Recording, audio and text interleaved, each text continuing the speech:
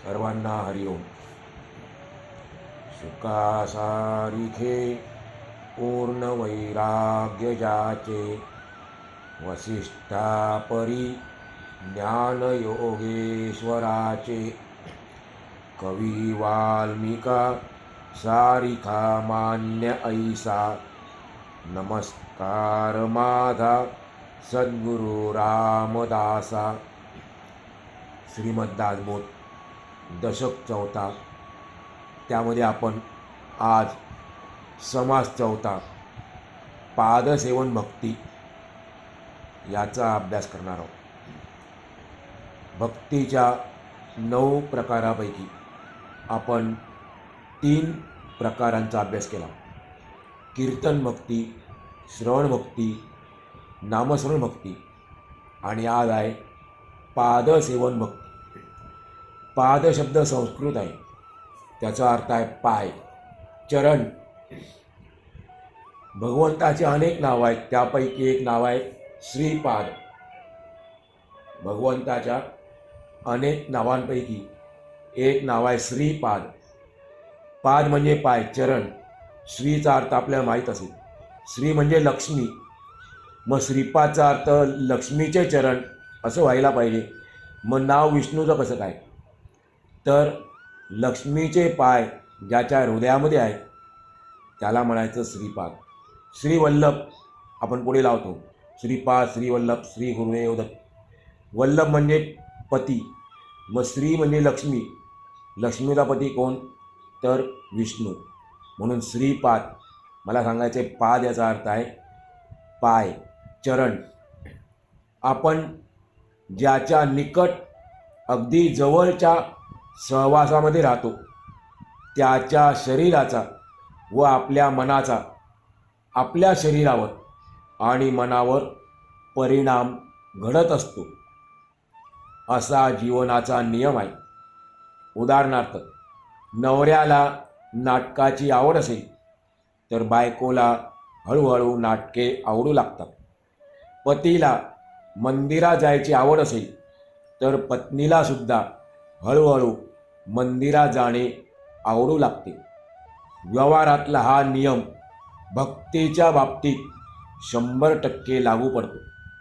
ज्याला खरोखर आपल्या जीवनात भक्ती हवी आहे असे वाटत असेल, किंबहुना ज्याला खरोखर आपल्या आयुष्यामध्ये भगवंताची भक्ती करायची असं वाटत असेल, त्याने भक्तांची म्हणजे भगवत भक्तांची किंवा संतांची संगती करावी.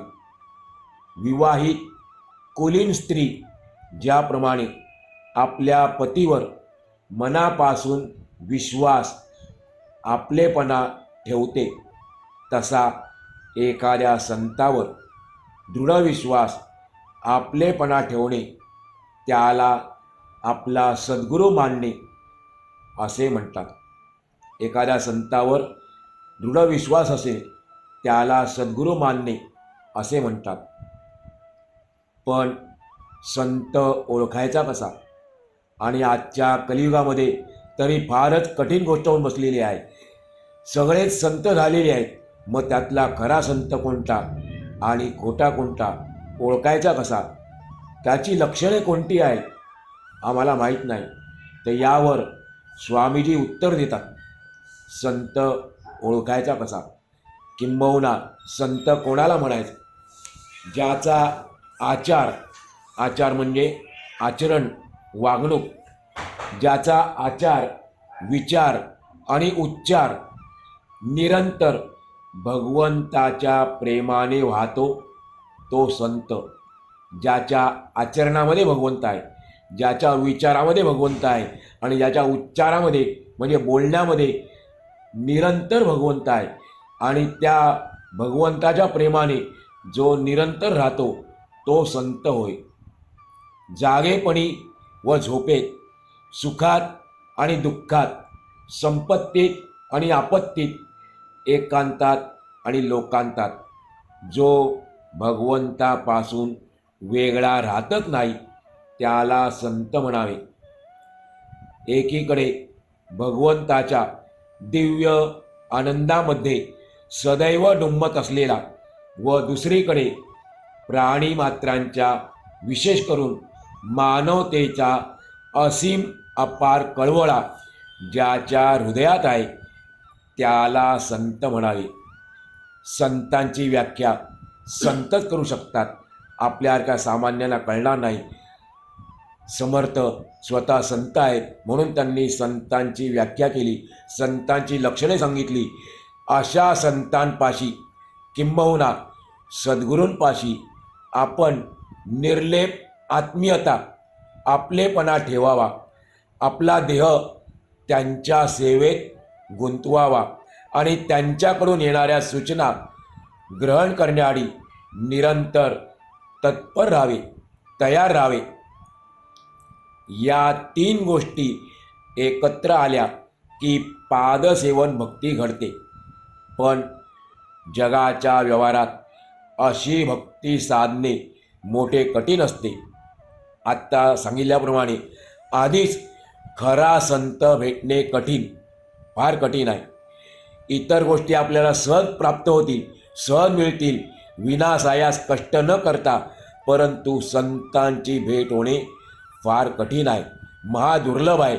आणि त्यातून आपल्या भाग्याने तो भेटलाच तर आपल्या मनाला पटून त्याच्यावर निष्ठा बसून ती स्थिर होणे ही महाकठीण गोष्ट आहे. संत सद्गुरू आपल्याला भेटले तर त्यांच्यावर निष्ठा होणे आणि ती निष्ठा स्थिर असणे म्हणजे आपण त्यांच्याशी एकनिष्ठ राहणे हे फारच कठीण आहे. आणि आणखी कठीण गोष्ट कोणती आहे? संतांची भेट होऊन त्यांच्यावर निष्ठा बसली तरी ती शेवटपर्यंत निभावणे ही तर सर्वात मोठी कठीण गोष्ट आहे. पण ज्याला पादसेवन भक्ती अहोभाग्याने साधली त्याची अवस्था हा म्हणते पालटते. ज्याला आपल्या जीवनामध्ये सद्गुरूंची पादसेवन भक्ती साधली, भाग्याने मिळाली, त्याची अवस्था समर्थ सांगतात हा म्हणता पालटते. श्री सद्गुरूंवर चिकाटीने श्रद्धा ठेवून राहणे ही एक मनाची मोठी शक्तीच आहे. सद्गतीसाठी म्हणजे ईश्वर प्राप्तीसाठी कायेने, वाचेने व मनाने आणि महत्त्वाचे म्हणजे आपलेपणाने, आपुलकीच्या भावनेने श्री सद्गुरूंच्या चरणकमलांची सेवा करणे याला पादसेवन भक्ती म्हणतात. जन्म मरणाची यातायात, जन्म मरणाचे चक्र यातून कायम सुटका व्हावी म्हणून सद्गुरूंच्या चरणी अनन्य भाव ठेवणे म्हणजे पादसेवन भक्ती. हा संसाररूपी सागर तरुण पहिलं तीराला जाण्यासाठी संत सद्गुरूंच्या कृपे वाचून दुसरा कोणताही उपाय नाही. एका अभंगात म्हटलेलंच आहे, संताविण प्राप्ती नाही, संताविण प्राप्ती नाही, ऐसी वेद देती ग्वाही, ऐसी वेद देती ग्वाही. प्राप्ती म्हणजे कशाची? आपल्याला प्राप्ती कशाची करून घ्यायची? संतान प्राप्तीनं कशाची प्राप्ती? तर मोक्षाची, मुक्तीची. ती आपल्याला संतांशिवाय, सद्गुरूंशिवाय मिळणार नाही अशी स्वतः वेद ग्वाही देतात. म्हणून समर्थांचं सांगणं आहे, सर्वांनी शक्य तितक्या लवकर सद्गुरूंच्या चरणांची सेवा सुरू करावी. भवसागर आपण ऐकतो, त्याला म्हटलेलं आहे संसाररूपी सागर. म्हणजे आहे तरी काय हो? संसार सागर कशाला म्हणायचं? तर आपल्या देहासकट सर्व दृश्य आणि विनाशी वस्तूंचा पसरलेला अनंत समुदाय. भवसागरचा अर्थ काय? आपल्या देहासकट सर्व दृश्य गोष्टी आणि विनाशी वस्तूंचा पसरलेला जो अनंत समुदाय. आपण त्या समुदायात जन्माला येतो, आपले आयुष्य जगतो, आयुष्याचा रस चाखतो, पण शेवटी असमाधानाने या जगाचा निरोप घेतो, किंबहुना आपल्याला घ्यावा लागतो. त्यावेळेला आपल्या जीवनामध्ये तृप्ती झालेली नसते, समाधान मिळालेलं नसते. आपण असमाधानाने या जगाचा आपल्याला निरोप घ्यावा लागतो. या सर्वांमधून बाहेर पडून शांती मिळवण्याची आवश्यकता आहे. म्हणून यासाठी त्यातून बाहेर पडलेल्या सत्पुरुषांची मदत हवी, त्यांचे मार्गदर्शन हवे. आणि म्हणून संतपदी स्थिर झालेल्या सद्गुरूंची चरणसेवा करण्यासाठी, त्यांच्या चरणी लीन होण्याची, नतमस्तक होण्याची नितांत गरज आहे. पादसेवन म्हणजे सद्गुरूंची चरणसेवा, पण शब्दशः अर्थ घ्यायचा नाही. खरोखर त्यांचे चरणसेवा, त्यांचे पाय धरून राहायचं का, त्यांची सेवा करायची का पायाची, शब्दशः अर्थ घ्यायचा नाही. मग चरणसेवा कशी करायची? सद्गुरूंनी दाखवलेल्या मार्गाने जाऊन त्यांच्या उपदेशाप्रमाणे आपले जीवन भगवंताच्या कृपेला पात्र करणे. सद्गुरू कृपा हीच ईश्वर कृपा आहे आणि त्यांचा प्रत्येक शब्द आपण आपल्या जीवनात आचरणात आणायचा. त्यांच्या उपदेशाप्रमाणे आपण आपलं जीवन घडवायचं. याचं नाव आहे पादसेवन भक्ती. श्री सद्गुरूच आपल्याला परमात्म वस्तू दाखवतात, आत्मसाक्षात्कार करून देतात. सत्य काय आहे, असत्य काय आहे, चांगले काय आहे, वाईट काय आहे, या सगळ्यांचा विचार सद्गुरूच समजावून देतात. त्यांच्याकडून श्रवण केल्याने परमात्म वस्तूचे निश्चित ज्ञान आपल्या अंतःकरणात ठसते. खरे पाहायला गेलं तर ब्रह्मज्ञान, आत्मज्ञान गुप्तच आहे. अत्यंत समाधानी अवस्था हे त्याचे लक्षण आहे. परमात्म वस्तू म्हणजे ब्रह्मतत्व, आत्मतत्व डोळ्यांनी पाहता येत नाही, मनाने त्याचे आकलन होत नाही, आपल्याला मनाला ते भासत नाही. संग त्यागा वाचून त्याचा अनुभव येत नाही. मग संग म्हणजे काय, त्याचं उत्तर देखील येतात समर्थ. संग म्हणजे एखाद्या वस्तूला मनाने चिकटणे. संग त्याग म्हणजे एका भगवंता वाचून आपले मन कोणत्याही वस्तूला न चिकटणे. ज्या वस्तूला मन चिकटते तेथे ते बांधले जाते. म्हणून संगत्याग करणे याचा अर्थ सर्व दृश्य वस्तूंच्या बंधनातून आपल्या मनाला मोकळे करणे. कोणत्याही दृश्य वस्तूच्या मध्ये आपण आपल्या मनाला बांधून ठेवायचं नाही. सध्या आपलं मन प्रत्येक दृश्य वस्तूमध्ये बांधलं गेलेलं आहे, म्हणून आपली जीवाची सारखी तळमळ होते आहे. ज्यावेळेला आपलं मन आपण दृश्य वस्तूंच्या बंधनात मोकळे करू, याचाच अर्थ आहे संगत्याग. मी अनुभव घेतो अशी वृत्ती जोपर्यंत आहे तोपर्यंत संगत्याग होत नसतो. याचा अर्थ तो चिकटलेला आहे त्या वस्तूशी, म्हणून तो बोलतो मला अनुभव येतो, मी अनुभव घेतो, म्हणजे तो संगत्याग होत नसतो. ज्यावेळी संगत्याग घडतो तेव्हा मी अनुभव घेतो ही जाणीवसुद्धा शिल्लक राहत नाही, द्वैतच उरत नाही. समर्थ सांगतात, माझे हे बोलणे स्वानुभवी पुरुषालाच बरोबर कळेल. म्हणजे ज्याने याचा अनुभव घेतलेला आहे अशा व्यक्तीलाच माझे बोलणे कळेल. इतरांना मात्र तो केवळ शब्दांचा घोटाळा किंवा गोंधळ वाटेल. संगत्याग निवेदन म्हणजे मी देवाला अर्पण करणे. आपला जो मीपण आहे, प्रत्येकामध्ये जो मी आहे सारखा 24 तास आपल्याबरोबर आहे, झोपेत देखील आपल्यासोबत आहे, हा मी देवाला अर्पण करणे. विदेह स्थिती, अलिप्तपणा, सहस्थिती, उन्मनी अवस्था म्हणजे मनातीतता. आणि मनातीतता म्हणजे मनाच्या पलीकडे जाणे. विज्ञान म्हणजे स्वरूपाचा अनुभव. या सातही अवस्था ज्या आपण ऐकल्या त्या सातही अवस्था एकच आहेत. ब्रह्म साक्षात्काराला, आत्मसाक्षात्काराला आणखी काही निरनिराळी नावे आहेत, पण साक्षात्काराने मिळणाऱ्या समाधानाचे वर्णन करणारे शब्द ते भिन्न भिन्न संकेत समजावे. ज्याला ज्याला आत्मसाक्षात्कार होतो त्याला जे समाधान मिळतं आणि त्यातून जे वर्णन होतं, समर्थ सांगतात की ते वर्णन करणारे शब्द भिन्न भिन्न संकेत समजावेत. पण हे सर्व काही श्री सद्गुरूंची चरणसेवा केली म्हणजे आपोआपच कळायला लागते.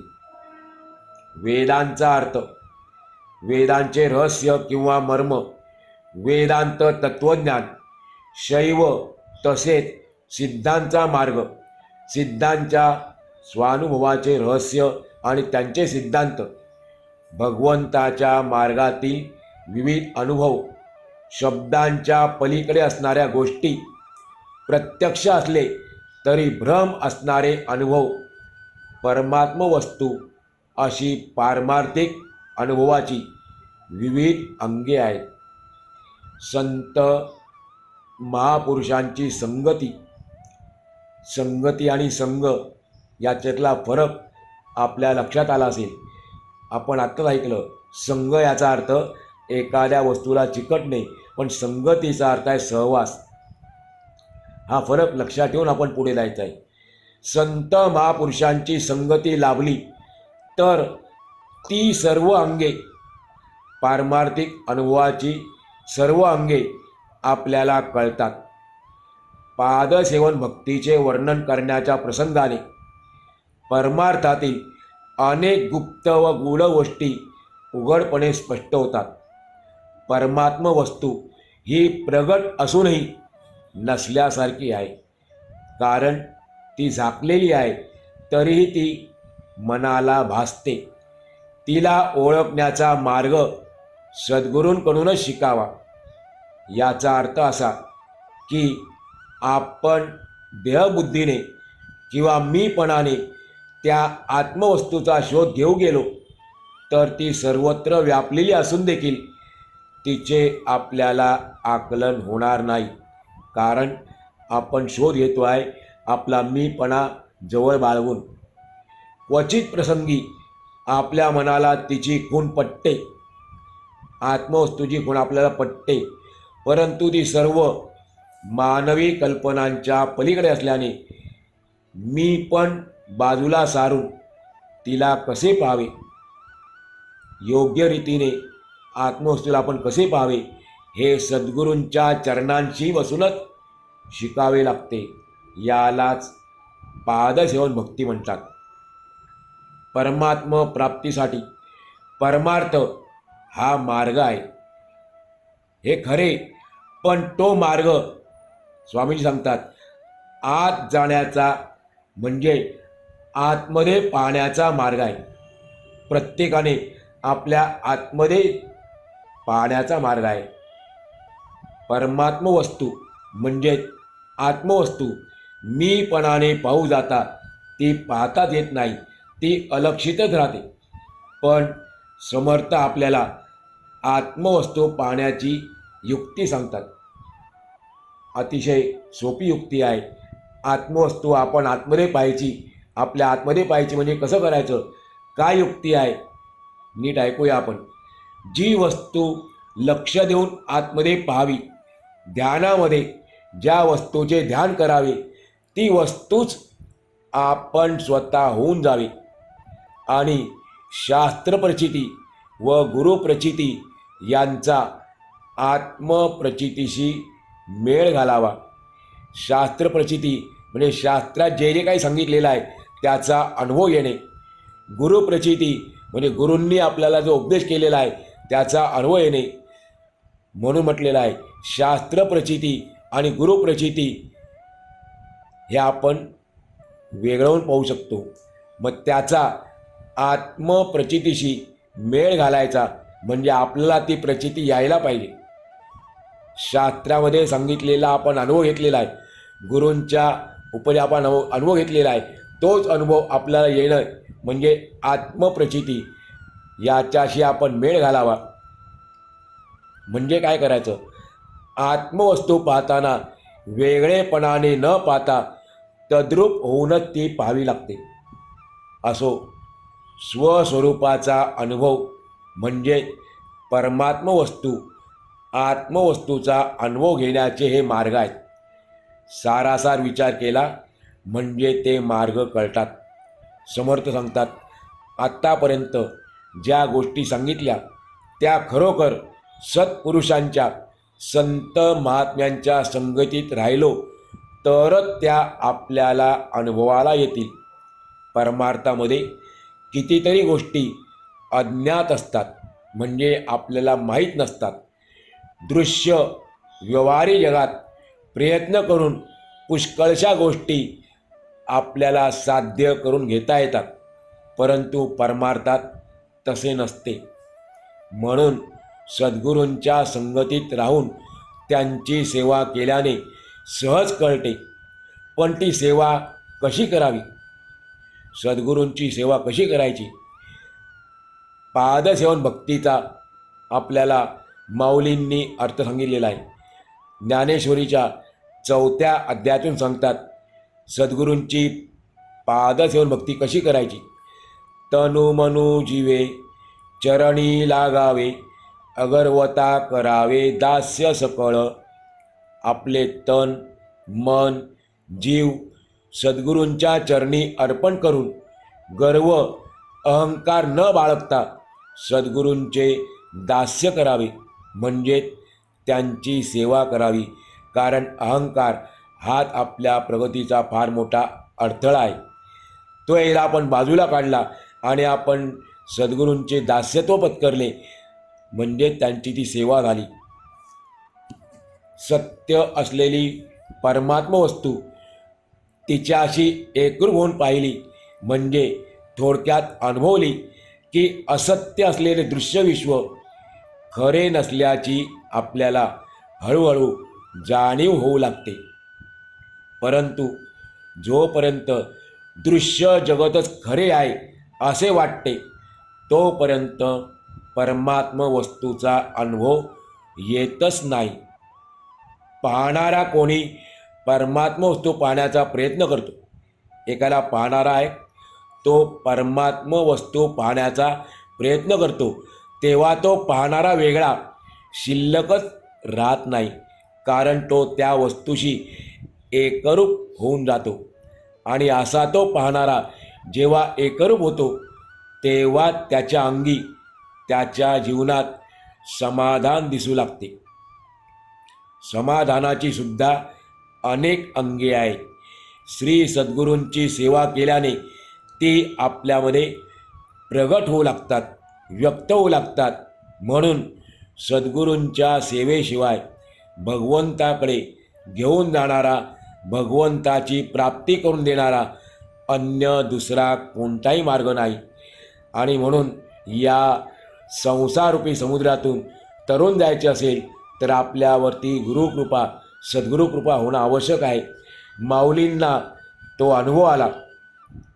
माऊलींनी आपल्या जीवनामध्ये सद्गुरुकृपेचा अनुभव आला आणि तो त्यांनी बोलून दाखवला एका अभंगातून. ज्ञानदेव म्हणे तरलो तरलो, आता उद्धरिलो गुरुकृपे. गुरुकृपा झाली आणि मी आता या संसाररूपी समुद्रातून तरून गेलो. दोनदा म्हटलेला आहे, तरलो तरलो. आपण जर खोल विचार केला तर माऊलींना हे बोलायची आवश्यकता नाही, पण प्रत्येकाच्या जीवनामध्ये गुरु असणं आवश्यक आहे. एवढे मोठे महाज्ञानी, मग त्यांनी देखील आपल्या जीवनामध्ये आपले मोठे बंधू निवृत्तीनाथ यांना सद्गुरू मानले होते आणि त्यांना समोर ठेवूनच त्यांच्याच प्रेरणेने ज्ञानेश्वरीची रचना केलेली आहे. आपल्या सर्वांना माहीत आहे. जीवनामध्ये विविध प्रयोग केले. ज्ञान, भक्ती, कर्म, योग इत्यादी अनेक प्रकारची साधने केली.